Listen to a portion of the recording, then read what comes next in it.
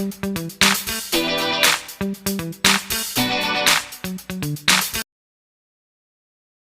everyone, welcome back to our channel, your source of informative videos online about everything under the sun. And para po sa mga gustong maging notified para sa mga informative videos na ina-upload po natin, especially for those who are taking the licensure examination for teachers, subscribe lang po sa aming channel. So ngayon, pag-uusapan natin kung paano makakapasa sa LET or sa licensure examination for teachers. Usap-usapan sa Facebook na papalapit na raw ang results ng licensure examination for teachers. Para sa mga future teachers natin, good luck po, God bless po sa inyo, and ngayon pa lang, congratulations na po sa mga future teachers natin. Para naman po sa mga magte-take ng LET this September 2019, ito po yung mga tips na ibibigay ko po sa inyo. So, stay tuned and let's start. So, konting backdrop lang, I passed the licensure examination for teachers last August 2014 on my second take. I was already a working student that time, because nag-enroll ako sa isang law school sa Manila, and at the same time, nagre-review ako for the licensure examination for teachers. So, struggle siya sa akin kasi pumapasok ako Monday to Friday, 8 to 4:30 yun, and then papasok ako sa gabi. Nag-start yung class ko usually 5:30 p.m. hanggang mga 9:30 p.m. minsan 10 p.m. nag-extend pa siya. And sekreto ko lang naman ton, later on I will share, pero proper time management talaga, and yung dedication mo, yung discipline mo para mag-aral despite your busy schedule. So, syempre, dami-dami mong mga dapat i-sacrifice doon, yung time para sa mga kaibigan mo, diba? Pag nag-aaya sila, medyo tatanggi ka na, and then, syempre, yung diskarte mo din kung paano mo ma-maximize yung oras mo. Okay, so I passed on my second take. Pero, take note po, hindi ko po siya pinagsisisihan because from that experience, I learned my lesson. So, ang dami ko natutunan na lesson from my second take. Napakahalagang lesson or lessons na kung hindi ko mapagdadaanan, hindi ko sana ma-share ito sa inyo ngayon. So, very thankful ako for that experience dahil naging means siya para ma-share ko, especially para sa mga second takers, kung ano yung struggle na or yung mga dapat gawin para finally makapasa na para sa licensure exam. So, wala namang masama na maghangad ka na dapat first take lang. Actually, maganda nga yun. Pero para sa mga second takers na, wag po kayong mawala ng pag-asa dahil katulad ko, nakapasa din, nakaraos din. So, alam ko sa inyo, hindi rin imposible na makapasa din kayo in the future. So, dahil sa katotohanan na yan, ngayon pala magpasalamat na kayo sa Panginoon, magpasalamat na kayo sa Lord na finally makakapasa kayo sa LET exam. I-claim nyo na po yun with discipline, with effort, in Jesus' name, makakapasa po kayo. So, bakit ko sinasabi to? On a side note lang, i-share ko lang po sa inyo yung sinabi ni Pastor Ed Lapis about Jesus prayer. Umattend po ako sa kanya. I was one of the audiences in the mid-morning service sa Day by Day Christian Ministries. So, ang napaka-powerful po ng sinabi niya and very timely sa topic po natin ngayon. So, I wanted to share it with you para bigyan kayo ng pag-asa, ng hope na makakapasa po kayo sa licensure examination for teachers. And I say this with certainty, 100% certain po ako na makakapasa po kayo sa licensure exam for teachers or sa LET. Basta with effort, with prayers, with discipline, and sa mga tips na ibibigay ko po sa inyo. But before that, gusto kong, I don't know your religion, pero gusto kong i-share sa inyo, if you're a Christian, makaka-relate po kayo sa akin dito. And especially sa non-Christians din, I hope makarelate din po kayo sa mga points to ponder na mga i-share ko po sa inyo na narinig ko po sa preaching ni Pastor Ed Lapis. So, ang topic niya is about Jesus prayer, and doon po sinasabi niya that your thoughts can affect matter. Your thought, your prayers can alter physical realities. So, sinasabi niya po doon na yung mga iniisip daw natin is prayer na prayer na siya. It is already considered prayer, pero unspoken prayer ang tawag po doon. So, ibig sabihin, dahil unspoken prayer ang mga thoughts natin, dapat ang thoughts natin maganda. Ang mga iniisip natin, dapat maganda.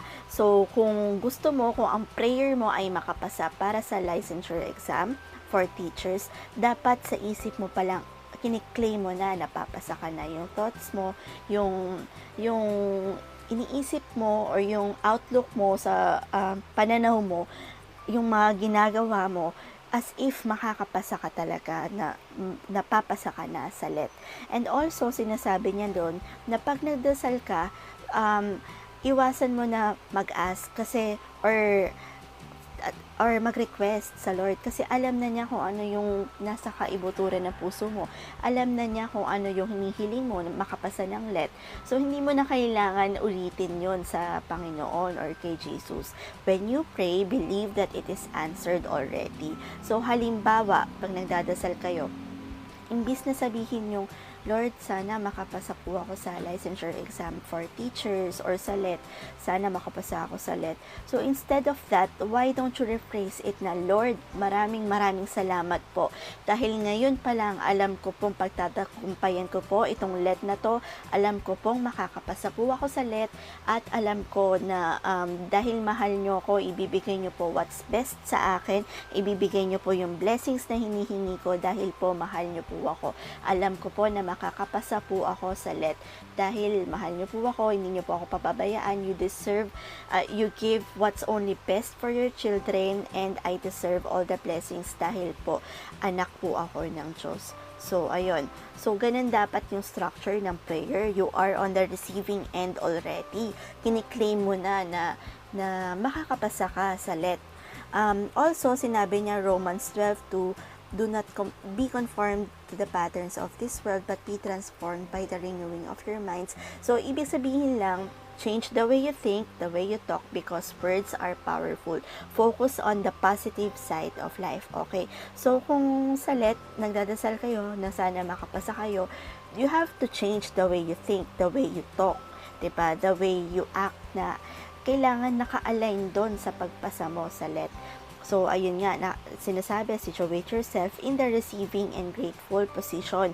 Dahil, ayaw ng Diyos na nagdadalawang loob. Dapat daw buo ang faith. So, sinabi rin ni Pastor Ed Lapis yung illustration sa Bible kung saan si Peter naglakad sa tubig. Pero nung nakita niya yung mga hangin, yung lakas ng alon, parang natakot siya. So, bumaksak nga siya. Tapos, nung bumaksak siya, naisip niya, ay, Jesus, isayin niyo po ako, maglalakad ako sa tubig. So, ayun, ganun ang nangyari, diba? Ganun ang nangyari. Nakapaglakad siya sa tubig. So, believing and thanksgiving predates the answer or the solution, thereby materializing it. John 11 verse 40 to 45 says, "Did I not tell you that if you believe, you will see the glory of God?" So, ayun po, biblically sinasabi na maniwala tayo na matatanggap natin ang mga blessings na yon, ang mga blessings na hinihingi natin, and therefore magmamaterialize yun kung yun ang iniisip natin, kung yun ang nasa puso natin, kung yun ang ginagawa natin, at kung yun ang sinasabi natin. So, start on prayer, diba? Simula talaga tayo dapat sa Diyos bago ang lahat. Believe that you will pass the LET exam not only through prayer but through your thoughts, words, and actions. Okay, next, yung iba, gumagawa pa ng mga superstitions, yung mga paniniwala na madalas sa ginagawa during the board exam. Ginawa ko yan nung parang actually na second take ko na nung nakapasa ako. Yung ginawa ko, yung pinuputol daw yung lapis para hindi ka na uulit mag-exam, tsaka sinisipa yung upuan. Tapos sa room kung saan nag-exam ka, wag ka na raw lilingon para hindi ka na umulit. So, yung mga ganon. Actually, nakakatawa, pero ginawa ko siya dati. Pero ngayon kasi na Kristiyano na ako, tinanggap ko na si Jesus as my Lord, God, and Savior, medyo hindi ko na siya pinaniniwalaan kasi yung basis ng ng faith ko, hindi na dahil sa mga ginawa kong superstitions, kundi sa power ng prayer ko, sa power um, ng Diyos at sa paniniwala ko na ipapasa niya ako sa let at ibibigay niya yung mga blessings na deserve ko dahil mahal niya nga ako, mahal ako ng Lord. So, ayun, sa mga naniniwala, wala namang masama doon, wala namang masama kung maniwala kayo doon, pero dapat hindi nakabase yung faith nyo on that alone.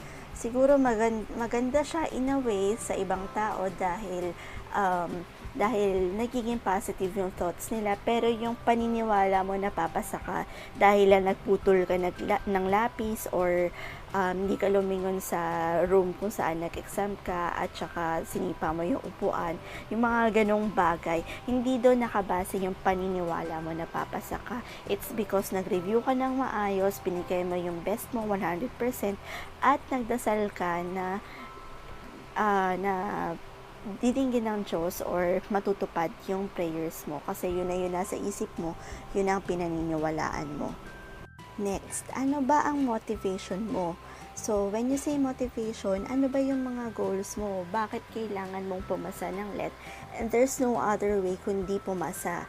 Okay, bakit kailangan mo pumasa ng let? Ano ang motivation mo? You have to be clear on that kung bakit ka nagtitake ng let. In my case, in my opinion, opinion ko lang sa inyo dapat yung motivation mo to take the let mas malalim. Hindi lang basta pumasa ka, but your motivation must be rooted on a deeper purpose para on that way, magre-reflect siya sa actions nyo na, ay, masisipagan ko pa kasi malalim yung dahilan ko para pumasa ng let.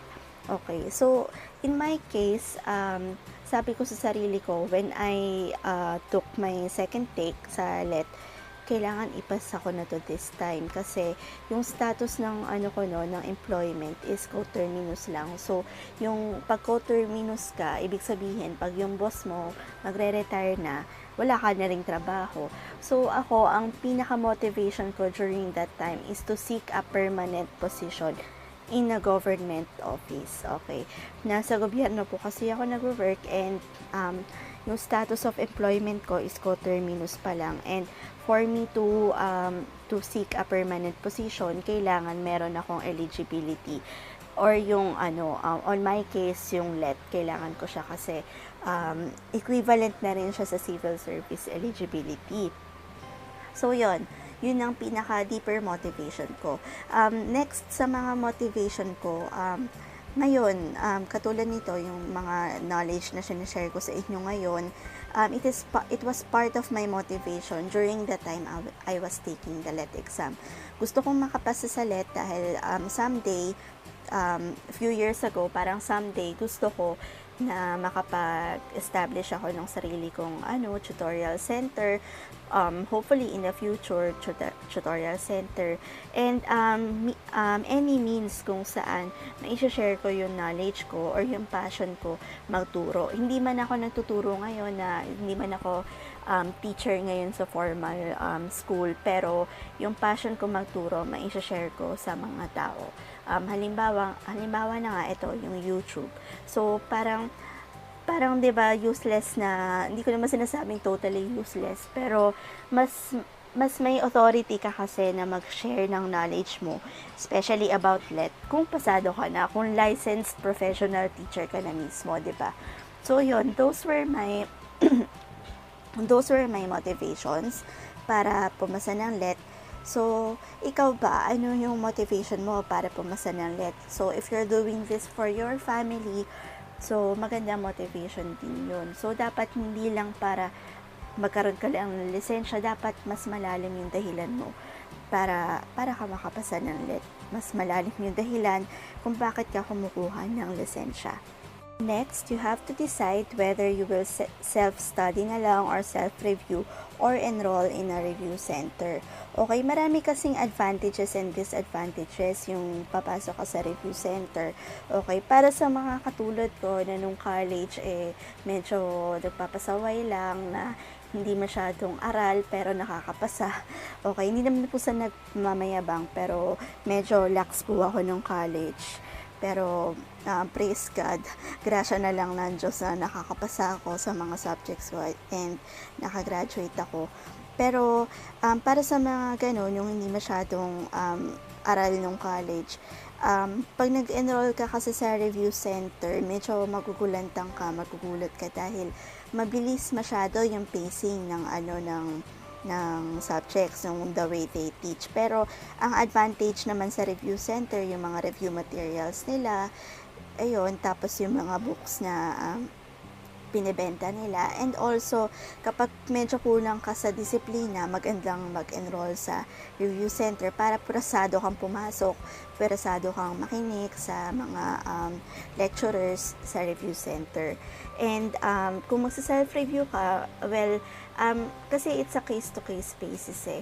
Kung sa tingin mo disiplinado ka naman, may discipline ka na, gigising ka at this time in the morning and then mag-start ka na mag-review maghapon, ganun. Kung meron kang disiplina sa oras, kung kaya mo mag-review araw-araw, well, okay naman mag-self-review. In my case, nung first and second take ko, I enrolled in an online review center, yung Mind Gym po, Mind Gym sa Cubao, nag-enroll ako sa kanila, pero I was not able to attend yung actual review center, yung a-attend talaga ako sa klase because as I said, during that time, I was a working law student.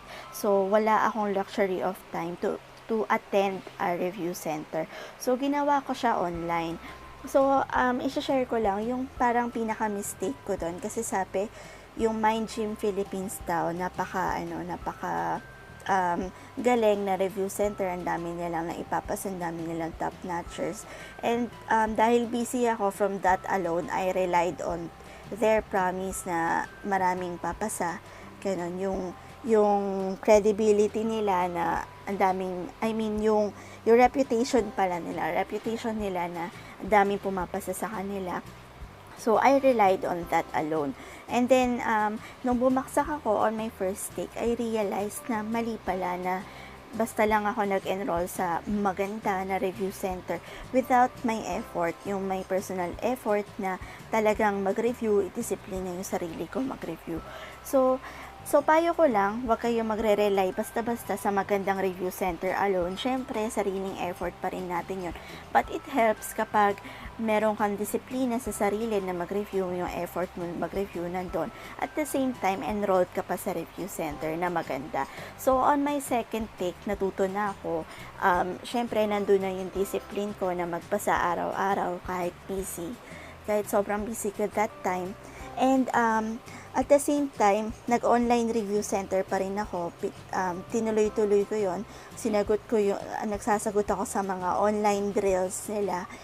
Umattend ako ng Skype sessions nila para sa mga clarifications about the LET exam. So, it worked naman. Nakapasa naman ako on my second take. And ang pinaka naging importante kasi sa akin, naging mahalaga sa akin, naging useful yung review materials nila. Ang laking tulong sa akin kahit hindi ako umaattend. So, on that alone, so parang sa akin kasi naging mix. Nag-enroll ako sa online review center at the same time, nag-self-review ako. So, you have to assess on yourself kung dapat ka ba mag-review center, dapat ka ba mag-self-study na lang. So, ang dami kasing factors na kailangan i-consider para makapag-make up ka ng decision on that matter. So, probably in my next video, i-discuss natin yan in detail. So, ayun. So, you have to decide whether you will self-review or enroll in a review center. Okay, next tip, you have to be organized on your review materials. So, dapat importante na organized kayo sa review materials because the LET is composed of 3 categories, diba? Meron tayong Prof Ed or yung Professional Education, yung Gen Ed or General Education, and yung major, okay? So, ayun, dapat alam mo kung saan mo hugutin yung mga review materials mo. You have to compile them all and at the same time, classify as to the topic. So, under ng Prof Ed, ang daming mga, subtopics, diba? Assessment of learning, educational psychology and everything. As well as sa Gen Ed, ganun din, iba't ibang subject, yung English, yung social science, math. So, dapat classified ka. Kasi, part din kasi yan ng time management. If you know how will you, kung saan mo kukunin yung review materials mo kaagad. So, less consuming sa oras mo, 'di ba? Hindi siya masyadong time consuming kapag organized yung mga review materials mo. Okay, so next and most important tip para sa akin, make sure you read a minimum of 4 hours every day.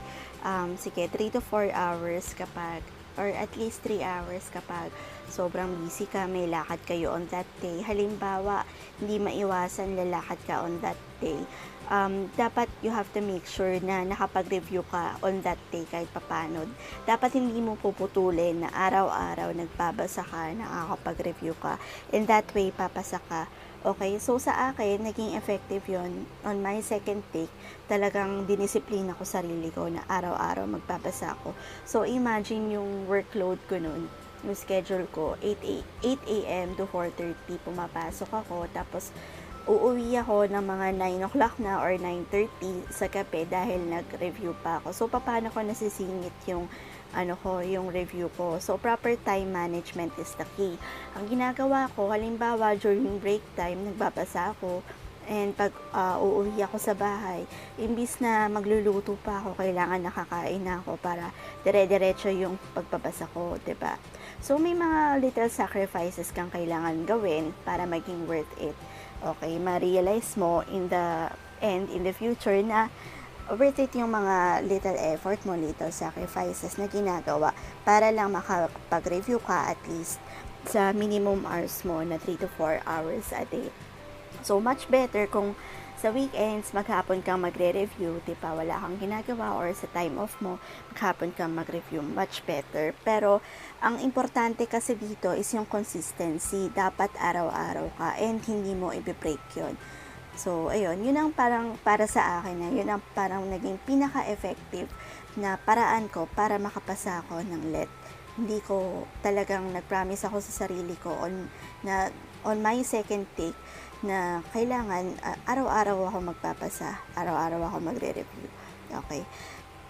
So, ito kasi yung common misconception ng tao. Ang pagre-review ba, kailangan nagbabasa ka lang talaga ng libro? Kailangan ba nagbabasa ka lang ng mga review drills mo, ng mga reviewers mo? So, hindi. Ito yung parang isa sa mga naging sekreto ko rin talaga, that you have to be creative on reviewing. Okay, di ba na-review natin sa Prof. Ed natin, Howard Gardner, di ba meron siyang theory ng multiple intelligence theory, 'di ba? Ang isang tao daw, maraming paraan kung paano siya matututo, 'di ba? Merong visual learner, merong auditory, 'di ba? Sa pakikinig, doon sila mas natututo, 'di ba? So you have to tap on that, 'di ba? Hindi lang basta sa magbabasa ka lang ng review books mo or ng mga ibang libro na related sa LET. So, boring yon. Para sa akin, boring yon. Mali yon. Okay? You have to be creative. Paano mo ba mas ma-enjoy ang pagre-review mo? So, sa akin, on my part, gumamit ako ng audiobooks. Okay? Na yung mga topics na under ng LET, sinerch ko siya sa YouTube. So, sa YouTube videos, nag-download ako ng mga LET-related YouTube videos na ini-explain yung mga topics na covered ng LET.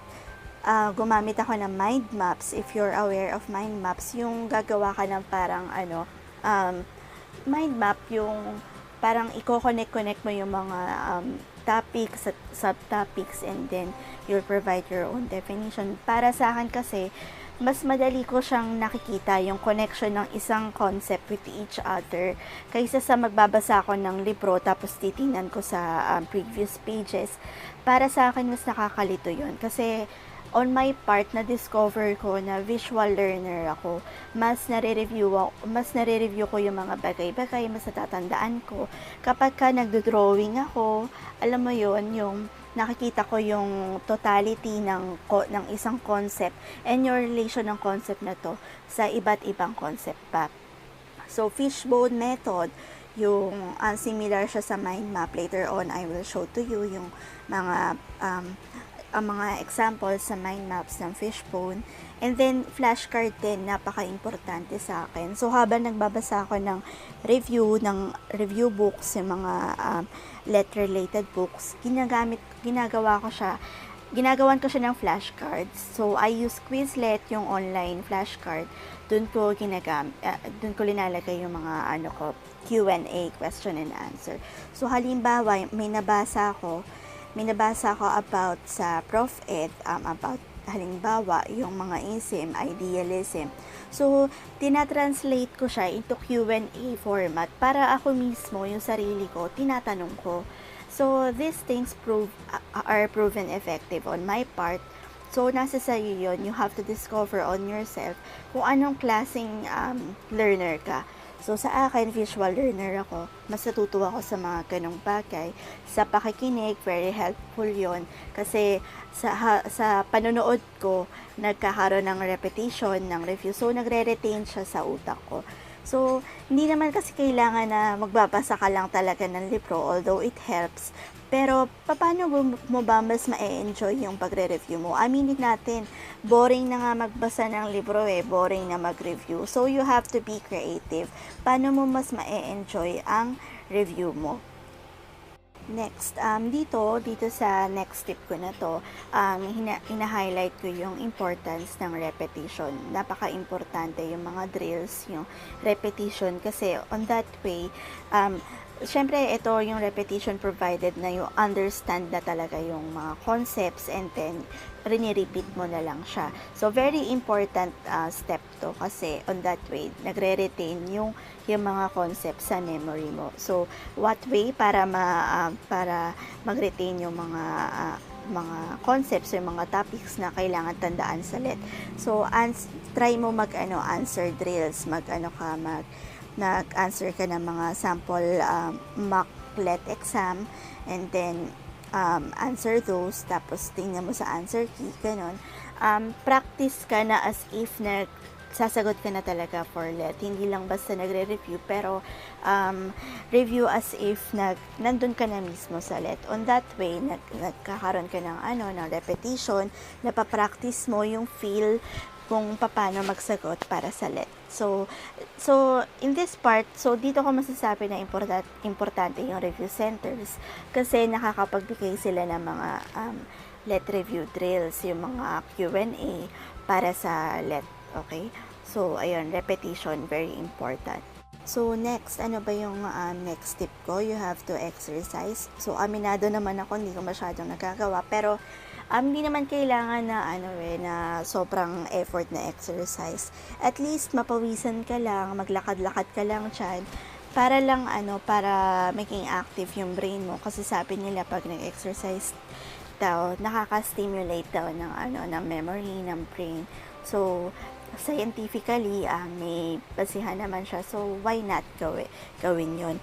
On my case, tinatry ko maglakad-lakad, ganyan. Nakakatulong naman siya in a way kasi nagiging active ako. So, hindi ako nabobore lang talaga sa pagbabasa lang maghapon. Pag napagod ako, lalakad-lakad ng konti. So, nakakatulong kasi hindi ka yung kumbaga yung momentum mo hindi naglalaylo, 'di ba? So ayun, very important yung exercise. And syempre, eat a balanced diet, healthy food. Nakakatulong kasi yung mga pagkain na tinitake natin. Kapag halimbawa puro ka junk food, aantukin ka. So mawawalan ka na ng gana mag-review. So very important that you eat healthy foods and you have a balanced diet. So lastly, importante yung time management. Paano ba ginagawa yung time management? Kasi ako, in my case, very creative yung time management ko. Hindi lang basta binibigyan ko ng oras yung pag-upo ko na uupuan ko yung mga review books ko, review materials, hindi ganun. So, kahit nagbabiyahe ako, nagre-review ako, sa papanong paraan, nakikinig ako ng mga YouTube videos na related sa LET, binabasa ko yung mga review materials ko habang nasa biyahe, tapos kapag break time ko, nagbabasa ako. Halimbawa, kapag kailangan ko pa magluto, hindi na ako nagluluto, bibili na lang ako ng pagkain, halimbawa, tapos yung pagkain ko, halimbawa, sandwich, ganun. Hindi ko na kailangan kumbaga maghain pa, ganyan, sandwich na lang. So, habang nagre-review ako, habang kumakain ako, nagre-review na ako. So, time management, napaka-importante. Or minsan, sa umaga, nagluluto na ako ng marami para sa hapon, dire-diretso na yung pagre-review, diba? So, I find ways para mas ma-maximize ko yung pagre-review ko. O halimbawa, nasa galaan ako or not necessarily galaan or may mga importanteng lakad ako na hindi pwedeng mahindian. So, anong ginagawa ko? So, ayun, sa mga patay na oras, nagbabasa ako, dala-dala ko yung mga review materials ko. Flashcards ko, very important. Ang laking tulong sa akin ng flashcards kasi very handy siya eh. Dala-dala ko lang siya. And at the same time, meron akong online flashcard, yung Quizlet nga, kung saan nandun yung question and answer. Tapos, binabasa na niya sa akin, nakikinig lang ako sa mga review materials na ako mismo, or yung Q&A na ako yung mismo yung gumawa. So, yun, creativity lang sa time management is the key. And you have to assess on yourself kung anong klaseng reviewer ka, kung anong klaseng learner ka, para mas ma-maximize mo yung pagre-review mo. Okay? So, I hope malinaw po tayo doon. So, ayun po yung mga tips ko, yung mga very important tips ko kung bakit napasa ko yung LET exam ko finally on my second take. So, recap lang po tayo. So, ano-ano ba yung mga tips ko? So, una, yung prayer, yung power of prayer, very important. Dapat pag nagdadasal tayo, yung as if hinihingi na natin or nagpapasalamat na tayo na ipapasa tayo ng Lord. Okay? Syempre, hindi lang dapat nasa prayer, dapat nasa gawa din. Sabi nga, nasa Diyos ang awa, nasa tao ang gawa. So, next, yung next advice ko? Yung mga superstitions, kailangan bang maniwala? Wala namang masama kung makakagaan yun ang loob mo. Pero yung paniniwala mo, napapasa ka ng LET, dapat hindi doon nakabase. Dapat nasa Diyos. And, next, yung motivation mo, kailangan klaro. Bakit ba ako nagtitake ng LET? Ba't kailangan ko pumasa? Para sa pamilya ko ba? Para sa greater goals ko pa na magtatayo ako ng school someday?